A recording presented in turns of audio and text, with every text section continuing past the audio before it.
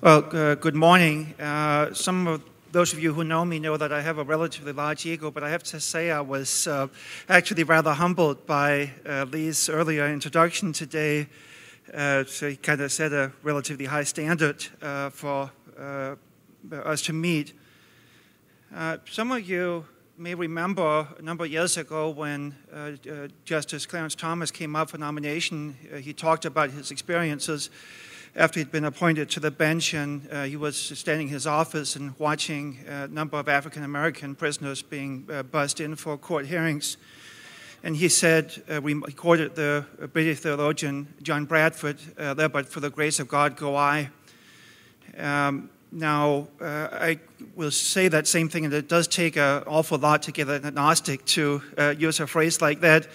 But my experience has probably been more the opposite of Clarence Thomas.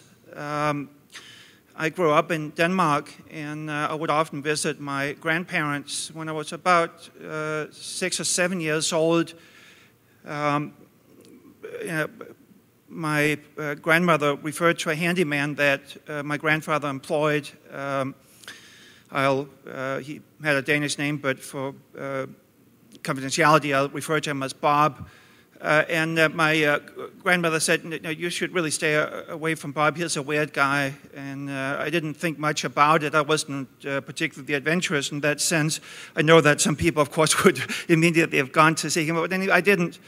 But fast forward many years, and I suddenly thought, well, maybe Bob was somebody who didn't really keep good eye contact, and somebody who talked to himself. That's a habit I haven't been able to shake even after all these years.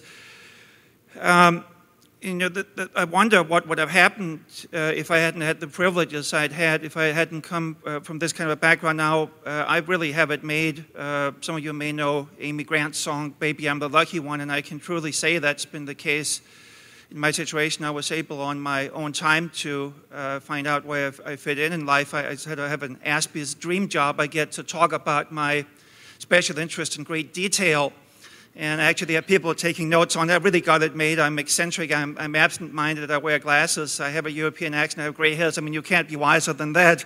So I've sort of had that privilege, and I shudder to think what would have happened to me if I'd not had those privileges. I want to thank all of you who are here helping my people, so hopefully more will have the opportunities that I've had over time. Now, if we could have the next slide. Actually, I got that myself. Now, there's an old Sufi tale about a man and his son who were fishing, and the father said to the son, son, you're seeing double. And the son said, no, that can't be true. If that were the case, I'd be seeing 4 moons instead of 2. Now, you might laugh at that, but the truth is that an acquaintance of mine, who ultimately became a developmental ophthalmologist, actually didn't realize until she was about 17, 18 years old that other people did not see double.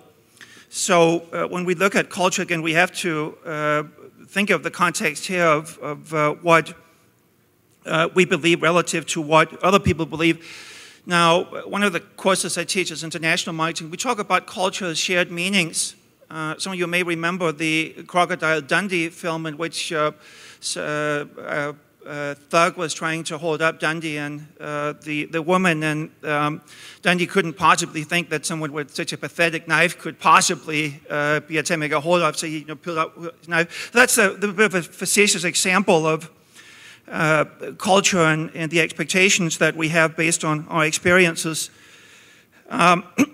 Now, if we look at culture and really understanding what's going on, it has certain similarities to theory of mind. It's often something that's learned, so some of us may pick up less on that than others. Now, I have a relatively complex chart here. Academics like to make up fancy charts, but all this really shows us how does outside influence come to us. We see that we're influenced both by mainstream society to some extent, and those of us who are lucky enough to know other people on the spectrum, we develop a culture of our own to some extent. I should mention that many of my colleagues in academia, clearly on the spectrum, they've not been diagnosed, but so many of us get to hang around with eccentrics, we might not realize ourselves as being on the spectrum. But in any event, from this we often get certain beliefs and values, and we have certain behaviors. Now, when we talk about individuals on the spectrum, we have to recognize there are huge differences. Many times there are more differences between us than there are actually similarities. Many times you see people on the spectrum gravitate toward one extreme or the other. Now, Temple Grandin, with the best of intentions early on, described people on the spectrum as being visual thinkers. Well, that's not the case for all of us. In fact, spatial perception is where I'm most impaired. People will give me directions, and they'll say, you can't miss it, and I'll say, oh, yes, I can. So many of us are very different. What we need to understand then is that there are a number of different experiences on the spectrum. Let me first of all take this chance to push my strong agenda of identifying autism subtypes, which is going to be extremely practical in terms of finding treatments for people. But on a more immediate level, there have been a lot of books written by people on the spectrum, and I think that what we need to do to some extent is, families with newly diagnosed children, we need to identify some models. What's somebody who has a lot of characteristics with one.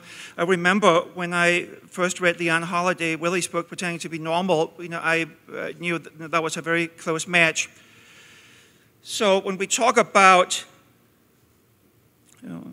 looks like I've got, when we talk about the autism spectrum, it's important to notice that sometimes there are not firm dividing lines. There's some people out in the periphery.